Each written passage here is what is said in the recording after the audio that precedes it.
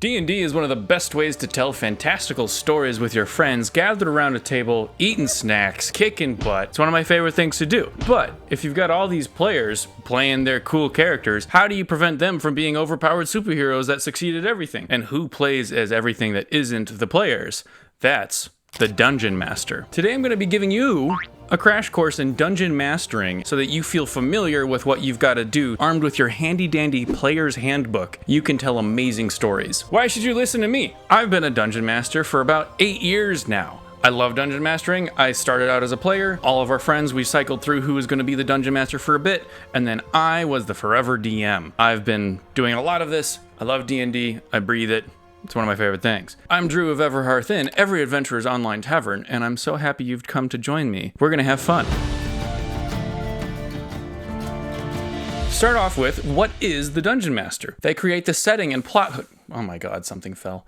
They create the setting and plot hooks for the story that you all are telling together. They describe the universe around the players. They act as all of the non-player characters, and they control all the monsters that are going to deal damage to your friends. They judge the success of actions of the players, as well as become the judge of the rules. DMs are extremely important for playing D&D or any tabletop RPG for that matter, but it can be extremely intimidating, so I'm here to help change that. Come here.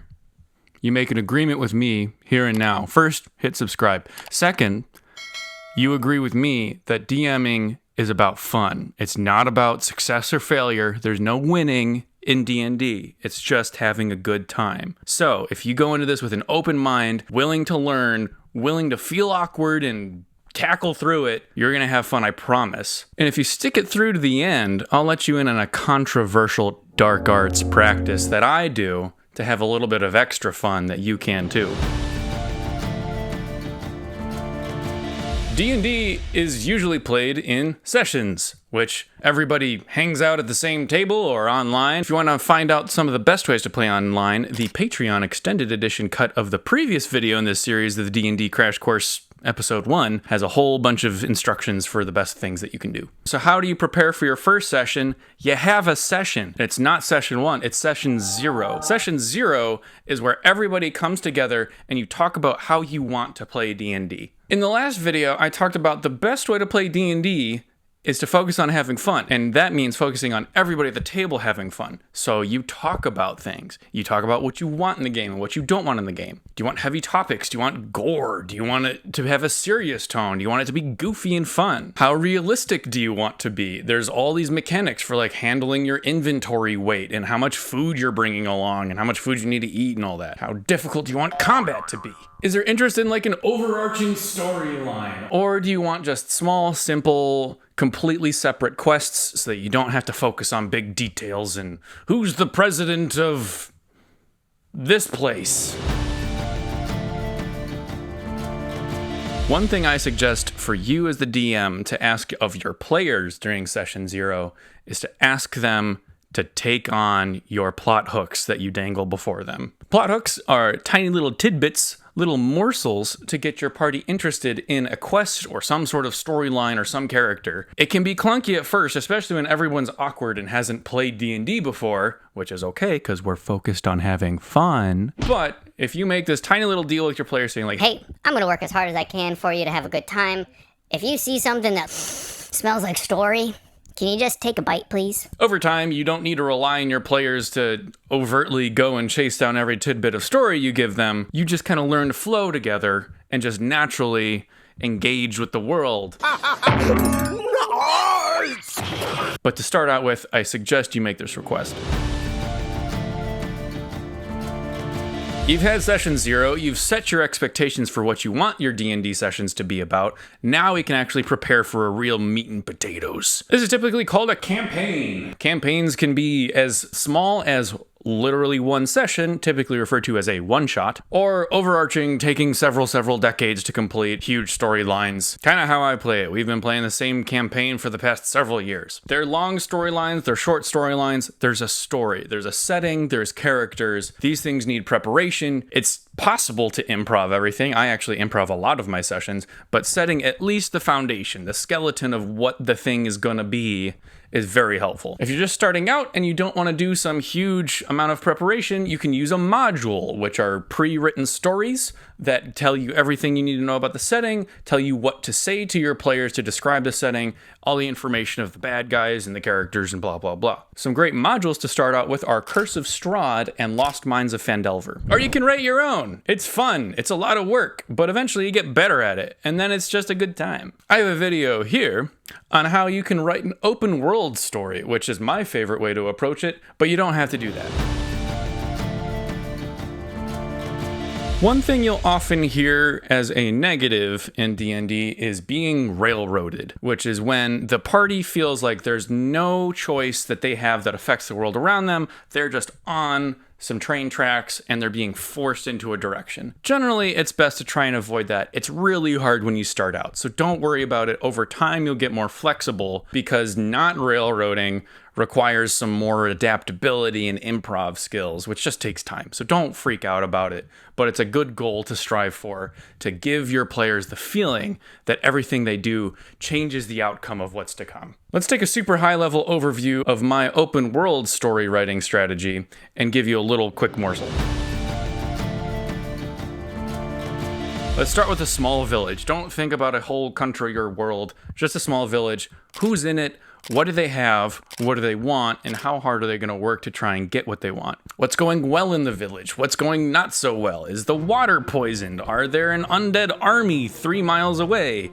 Or is everybody pretty happy? Now we're just going to start small. Come up with 3 people. That's all you need. What do they have? What do they want? You can look up a bunch of different generators online. Look up character generator 5e or NPC generator D&D 5e. Use any tidbits of inspiration you can. What cool, weird thing do they have? And kind of riff on it. See, like, oh, they have a spooky looking necklace that has some magical powers. And the other person wants that spooky looking necklace, but not because it's magical. They just think it looks pretty. Conflict. In general, it's really easy to write a story, or at least easier to write a story when you have person A has something, person B wants that something, or person can be a whole faction or a castle or stuff like that, and then person C comes in and throws a wrench along the way, or gives a helping hand for the party to accomplish the quest. If you'd like to see me work through an example of writing a story like this, the Patreon extended cut, I will make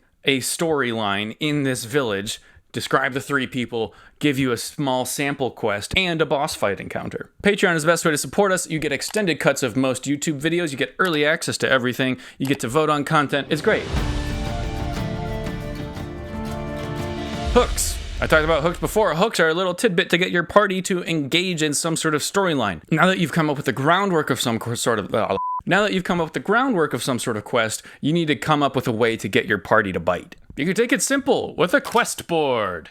Every good village has a quest board. It's where people put up posters for what sort of job they need doing. Sometimes that's mowing the lawn. Other times it's killing the lich. That's a good way to approach it. Or you can go even easier. Tell one of your players that in their backstory, they know this tavern keep, and the tavern keep often knows the good rumors about what's going on in town and how to make some good money. Or perhaps the quest giver literally punches somebody in the face. Start off the violent way. It's fun.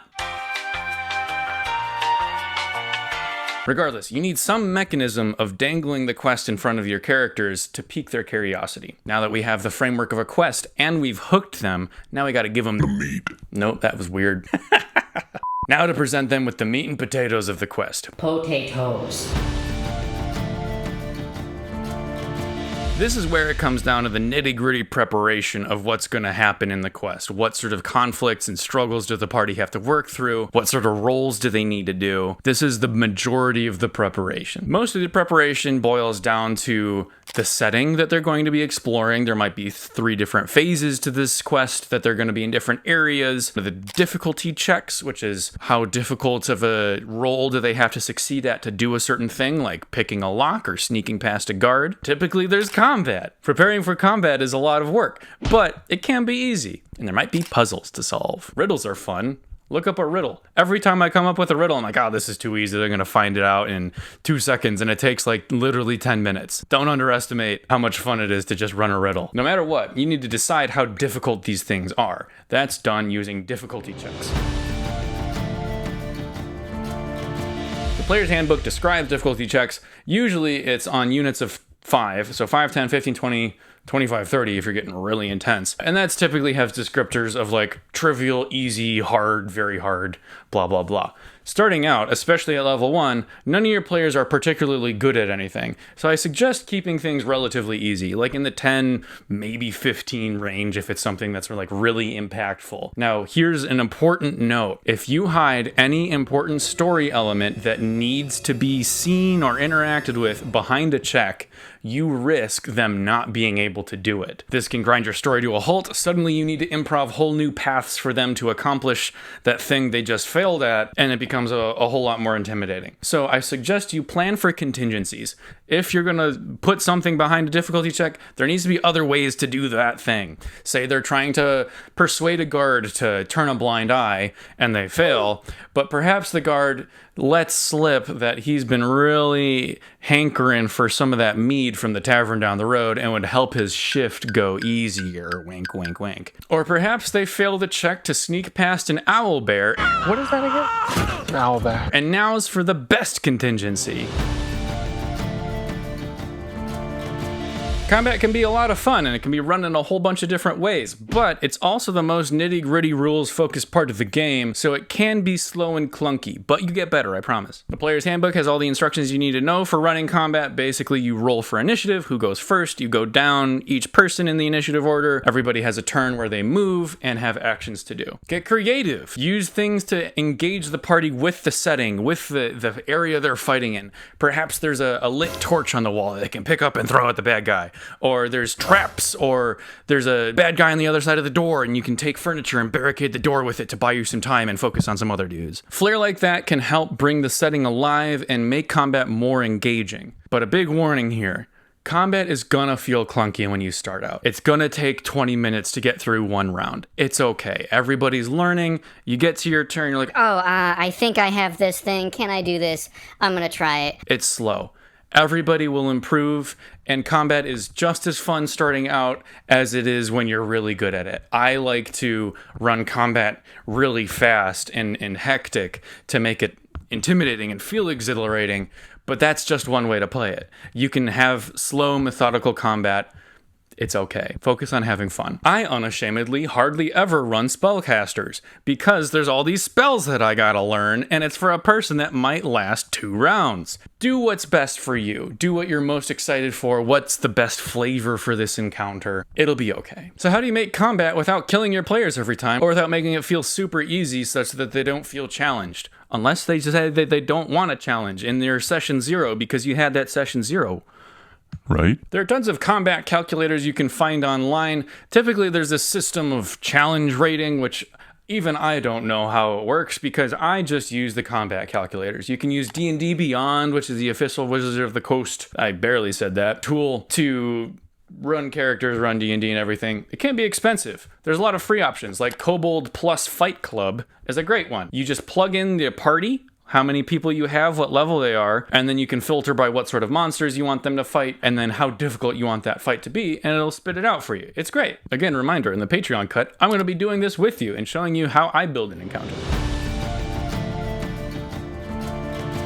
One big tip, you don't need every source book for every sort of monster you want to run. Say this cool, weird poison dragon is in only this one book. You don't need to get that book to run it. Just build an encounter with some other dragon and then flavor it as some cool, weird poison dragon. Instead of fire breath, it shoots poison breath. Tiny tweaks can add a whole lot of flavor and character to your fights that don't need everything to be handwritten for you. You can reskin things without changing any of the numbers, and it'll feel like a whole different monster.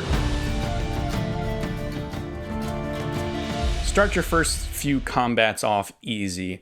Don't kill off your players right after they've spent so much time making their first ever character. Get it easy, get a feel for it, everybody gets better. Then you can start slowly ramping up the difficulty if they want that. Now here's that little secret I alluded to. The dark arts of DMing. You didn't bring anybody else in with you, did you? Okay. Lock the door behind you. Sometimes I fake my rolls. I know. I know. It's rough, it's brutal, it's a tough world we live out there. Faking rolls is very controversial, but in my opinion, can help tell a better story. If it would tell a better story for the player to succeed or the bad guy to succeed at a given action, don't be afraid to, let it happen. Say they rolled a 18 on their attempt to jump off this pillar and do a cool backflip. Just let them do it, even if you think it's harder than that. Use this sparingly, and also be very careful about faking a roll that could come to the detriment of your party, especially if it might kill somebody. Every now and then, it's okay to sprinkle it in. I'm giving you permission. If they get upset at you for faking a roll, just point them at me. Sue me. Please don't.